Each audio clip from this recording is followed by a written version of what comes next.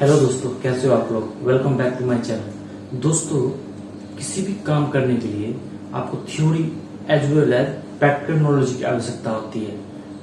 Practical knowledge यानी कि आप जो डीपली कॉन्सेप्ट को अंडरस्टैंड करते हैं और पर्सनल एक्सपीरियंस से उसका डेवलपमेंट होता है। वही थ्योरी नॉलेज जो हमें बताता है कि किसी काम को कैसे करना है। थ्योरी नॉलेज हमें या तो बुक से डेवलप होता है, या नहीं तो आप किसी से डिस्कशन करते हैं उससे डेवलप होता है, या नहीं तो आप कोई वीडियो देखते हैं उससे डेवलप होता है। तो ये दोनों में कुछ डिफरेंट ऐसे होते हैं जो कि आपको जानना जरूरी है और मोर इम्पोर्टेंस है। थ्योरी नॉलेज आपको 11 से सिखाई, यानी अकाउंटिंग की बात करें तो आपको 11 से सिखाया जाता है और वो बीकॉम तक चलता है, जो कि प्रैक्टिकल नॉलेज हमें कुछ भी नहीं सीख पाते हैं तब तक ही, जो कि मोस्ट इम्पोर्टेंट है। दोनों बैलेंस बनाए रखना कि प्रैक्टिकल नॉलेज के साथ साथ आपको थ्योरी नॉलेज भी होना चाहिए, ये बहुत ही जरूरी है।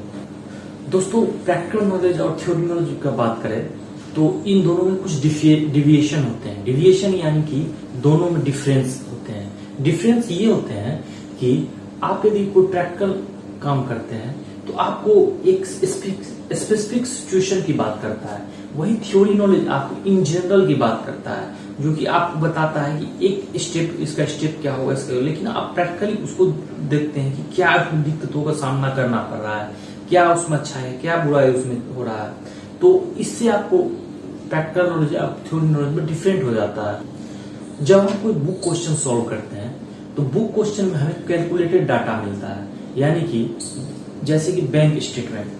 बैंक आपको बुक में बैंक का बैलेंस दिया जाता है, स्टेटमेंट नहीं दिया जाता, जो कि प्रैक्टिकल में हमें स्टेटमेंट मिलता है और वहां से एक्सट्रैक्ट करते हैं डाटा कि कौन सा परचेज का है, कौन सा सेल का है।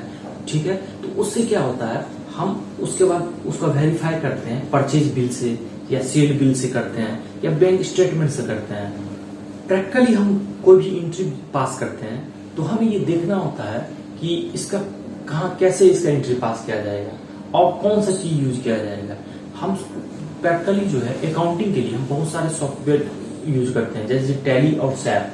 ठीक है, तो उसको सॉफ्टवेयर यूज करने के लिए हमें कुछ फंक्शन और की होता है, उसको जानना होता है, जो कि थ्योरिटिकल नॉलेज में आपको ये नहीं बताया जाता है। उसके बाद जो है कैसे एंट्री करना, कैसे बैलेंस शीट प्रिपरेशन करना है, दो सारा कुछ इसका डिफरेंट हो जाता है। जो कि बैलेंस शीट तो ऐसे आप बुक से भी जैसे बनाते तो वो ऐसे ही बनेगा, लेकिन उसमें कुछ ना कुछ डिफरेंट हो जाता है।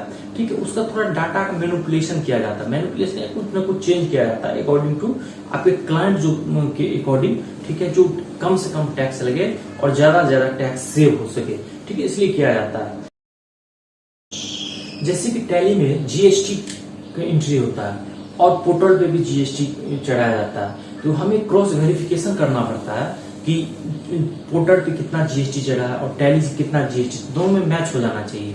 जैसे कि हम टीडीएस की बात करते हैं तो टीडीएस से भी हम मैच करना पड़ता है टैली में। जैसे कि 20AS हम इनकम टैक्स पोर्टल से निकालते हैं, जो कि डिटेल होता है कि सारा कुछ आपका साल भर में कितना टीडीएस कटा है, उसका क्रॉस वेरिफिकेशन करते हैं टैली के एंट्री से और देखते हैं कि इसमें एक्चुअली में टीडीएस कितना एंट्री हुआ है, दोनों मैच करना चाहिए। उसका आपका बैंक बैलेंस नहीं हिला होना चाहिए। बैंक बैलेंस जैसे जैसे आप पेमेंट करते हैं, सबसे पहले क्या होता है, आप पहले पेमेंट ड्यू करते हैं, उसका पेमेंट करते हैं, जो कि पेमेंट करने से बैंक स्टेटमेंट से पेमेंट होता है। उससे क्या होता है, आपका पूरा बैंक स्टेटमेंट आपका ड्यू होने के बाद पेमेंट हो जाता है। तो दोस्तों, प्रैक्टिकल नॉलेज डिफरेंट ये होता है कि आपको अच्छे से अच्छी प्रैक्टिकल नॉलेज सीखना पड़ जाएगा और थ्योरी नॉलेज से ही काम नहीं चलेगा। कुछ लोग क्या करते हैं, तो थ्योरी 11 से बीकॉम तक थ्योरी पढ़ते हैं, उसके बाद प्रैक्टिकल स्टार्ट करते हैं। प्रैक्टिकल को स्टार्ट कर लेते हैं, बहुत अच्छी बात है, लेकिन उसके बाद फिर थ्योरी को भूल जाते हैं। तो दोनों के बीच बैलेंस रहना बहुत जरूरी है, यानी कि आप थ्योरी नॉलेज के साथ साथ आपको प्रैक्टिकल नॉलेज भी सीखना पड़ेगा। प्रैक्टिकल नॉलेज आप सीखते हैं तो आपको थ्योरी के थोड़ा थोड़ा नॉलेज होना, एक प्रोफेशनल ढंग से काम करिए। आपको थ्योरी के थोड़ा थोड़ा जो जितना रिलेवेंट फैक्ट है, जो कि जरूरी है, उतना आप थ्योरी को जरूर पढ़ना चाहिए और उसमें सीखना चाहिए कि क्या कर रहा है, नहीं कर रहा है। प्रैक्टिकल नॉलेज आप जो डिस्कशन से भी सीख सकते हैं और उसके बाद जो है बहुत सारे यूट्यूब पे बहुत सारे ऐसे ऐसे चैनल सब है जिससे आप प्रैक्टिकली सीख सकते हैं और खुद से उसके साथ साथ आप कर सकते हैं काम। दोस्तों, थ्योरी नॉलेज हमें स्टेप बाय स्टेप बताता है, प्रैक्टिकल नॉलेज ऐसा कोई नहीं होता है। प्रैक्टिकली नॉलेज में जैसे कि हम टैली पे एंट्री करते हैं तो जरूरी नहीं है कि आप परचेज का करना, उसके बाद सेल का करना, उसका बैंक स्टेटमेंट, आप किसी को एंट्री कर सकते हैं, ठीक है। और लास्ट में आप यदि बाद में यदि दूसरा भी एंट्री करेंगे तो वो अपने आप सॉफ्टवेयर ले लेता है, तो इसके लिए आपको कोई परेशानी की जरूरत नहीं पड़ता है उसमें। तो दोस्तों मैं बताने वाला हूँ कि आप प्रैक्टिकल नॉलेज के साथ साथ थ्योरी नॉलेज कैसे अर्न करते हैं।